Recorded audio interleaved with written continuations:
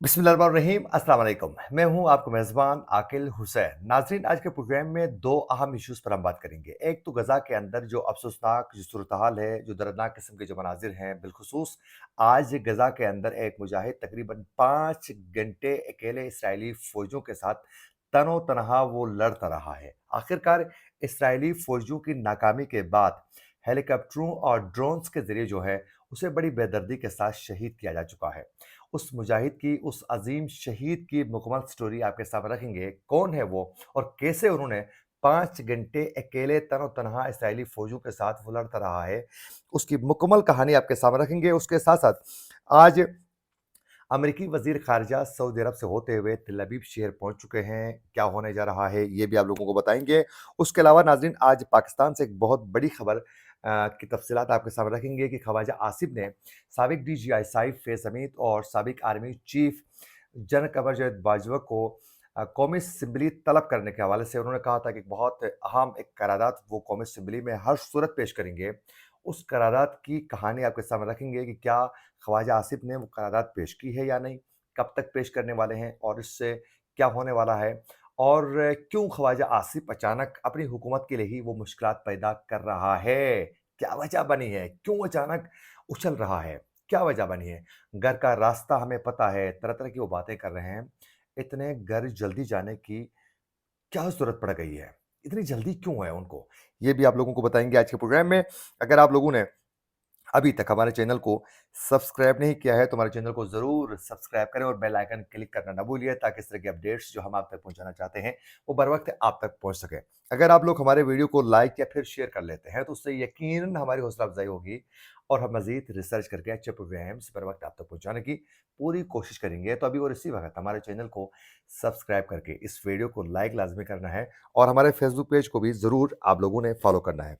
नाज़रीन, सबसे पहले आप लोगों को बताते चलें कि इसराइली फ़ौजों की बमबारी, ज़ुल्म और सितम और जंगी उसूलों की पामाली की वजह से अब तक फ़लस्तीनी जो हैं, गज़ा के अंदर 32,000 से ज़ायद फ़लस्तीनी शहीद हो चुके हैं और उसके अलावा 74,000 से ज़ायद इसमें ज़ख्मी हो चुके हैं और कई फ़लस्तीनी बच्चे, ख़वातीन और बुज़ुर्ग जो हैं, मुख्तलिफ़ इमारतों के मलबे तले दबे हुए हैं।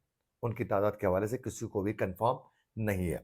यानी तबाही मच चुकी है गज़ा के अंदर। अफ़सोस की बात ये है कि पूरी उम्मत मुस्लिमा जो है खामोश तमाशाई बनी हुई है। कोई भी गज़ा के लोगों की मदद करने के लिए अमली तौर पर तैयार नज़र नहीं आता है और गज़ा के जो मासूम लोग जो हैं, वो खुदा से यही शिकायतें कर रहे हैं कि देखें हमारी तबाही हो रही है और आपके दीगर जो मुसलमान हैं वो खामोश तमाशाई बने हुए हैं। यकीनन हम सबसे ज़रूर इस हवाले से बरोज़ क़यामत पूछा जा सकता है। अब ज़रा बात करते हैं उस अज़ीम शहीद के हवाले से, उस नौजवान मुजाहिद के हवाले से, जिन्होंने आज बड़ी जवामर्दी के साथ अकेले तनो-तनहा 5 घंटे इसराइली फ़ौजों के साथ वो लड़ता रहा है। नाज़रीन, ये अरब मीडिया की जानिब से ये रिपोर्ट किया गया है कि फ़लस्तीनी शहरी ने रामुल्ला जो शहर है, उस एरिया में इसराइलियों को ले जाने वाली एक बस पर उन्होंने हमला किया था और जिसके बाद इसराइली फ़ौजियों ने इलाके को घेरे में ले लिया। उसने उस बस पे जो इसराइली फ़ौजियों को लेके जा रही थी, उस पर हमला किया था। उसके बाद पूरे उस एरिया को उन्होंने घेरे में ले लिया और तनहा उस फ़लस्तीनी मुजाहिद ने तकरीबन 5 घंटे इसराइली फ़ौजियों के साथ वो लड़ता रहा है। अकेले तनो-तनहा वो लड़ता रहा है और आखिरकार इसराइली फ़ौजी जो हैं, ज़मीनी ऑपरेशन में वो नाकाम हुए और पसपा हुए। उसके बाद आप अंदाज़ा करें कि एक मुजाहिद ने इतने फ़ौजियों को तनो-तनहा जो हैं, वो नाकाम बना रहा है उनको और पसपा कर रहा है। तो क्या ये इसराइली जो हैं ज़मीनी ऑपरेशन में हमास के मुजाहिदीन से वो जीत सकते हैं? किसी सूरत मुमकिन ही नहीं है। और ज़रा आगे सुनिए। रिपोर्ट के मुताबिक इसराइली फोर्सेस ने ज़मीनी ऑपरेशन में नाकामी के बाद तनहा लड़ने वाले मुजाहिद के लिए हेलीकॉप्टरों और ड्रोन्स की मदद हासिल की और उसको बड़ी बेदर्दी के साथ शहीद कर दिया है। बाद में उसके हवाले से कुछ मालूमात इकट्ठी की गई कि आखिरकार कौन है ये मुजाहिद जिन्होंने बड़ी जवामर्दी के साथ उन्होंने फाइट की है और शहीद हो चुके हैं।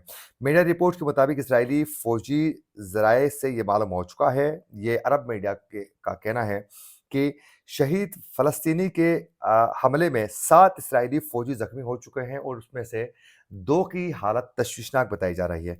और नाज़रीन, बताया जा रहा है कि ये जो मुजाहिद था, ये पहले फ़लस्तीनी सदारती महल का साबिक सिक्योरिटी एहलकार था, जिसकी शिनाख्त मुजाहिद बरकात मंसूर के नाम से हुई है, जिन्होंने आज जवाबमर्दी के साथ लड़ते हुए वो पसपा कर चुके हैं। अच्छा नाज़रीन, आज अमेरिकी वज़ीर ख़ारिजा एंटोनी ब्लिंकन जो हैं वो मशरिक़ वुस्ता का दौरा मुकम्मल करने के बाद वो इसराइल पहुँच चुके हैं। सऊदी अरब में भी वो काफ़ी तवील उसकी मुलाकात हुई, वहाँ बहुत से इश्यूज़ पर बात की गई है, बिलख़ुसूस रफ़ा के अंदर जो है, जो इसराइल ज़मीनी जो ऑपरेशन करना चाह रहा है, उसके हवाले से बाकायदा सऊदी अरब के दौरे के दौरान जो है बाकायदा अमेरिकी वज़ीर ख़ारिजा ने बाकायदा कहा कि इसकी हम मुखालिफत करते हैं, जो कि रफ़ा में फ़ौजी ऑपरेशन करना चाहता है इसराइल उसकी। तो आज वो इसराइल भी पहुँच चुके हैं और कोशिश की जा रही है कि बाकायदा रफ़ा में जो ज़मीनी ऑपरेशन के हवाले से इसराइल प्लानिंग कर रहा है, उससे उसको किसी तरीके से रोके जाएँ। लेकिन इस वक़्त इसराइल जो है वो अपनी हठधर्मी पर तुला हुआ है और अमेरिका की एक बात सुनने के लिए वो तैयार ही नहीं है।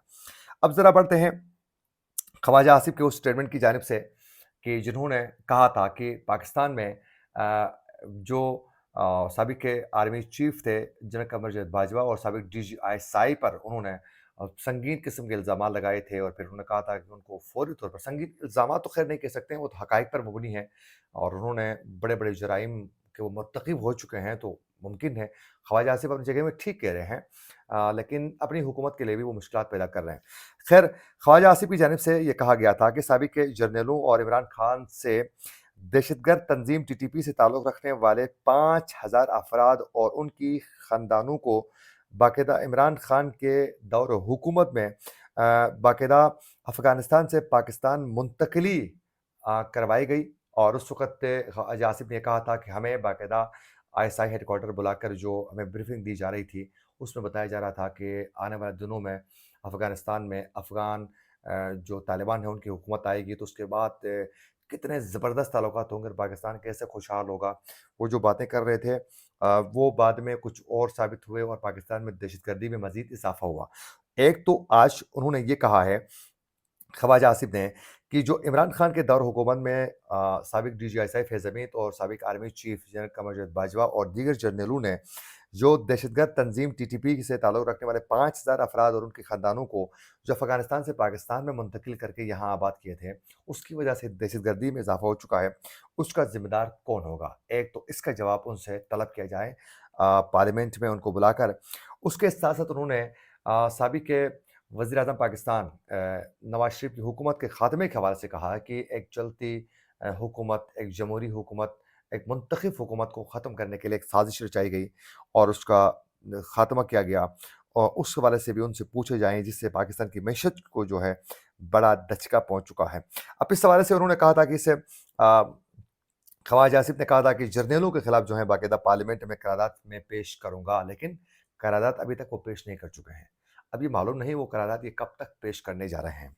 लेकिन उससे भी ज़्यादा अहम सवाल ये है कि आखिरकार वज़ीर दिफ़ा साहब को ये जल्दी क्या हुई है कि उन्होंने तमाम काम छोड़कर पहले ही इनके खिलाफ करारदाद लाने के लिए उन्होंने प्लानिंग की है और फिर करारदाद लाना चाहते हैं और हर सूरत में लाऊँगा, वो इस तरह की बातें कर रहे हैं।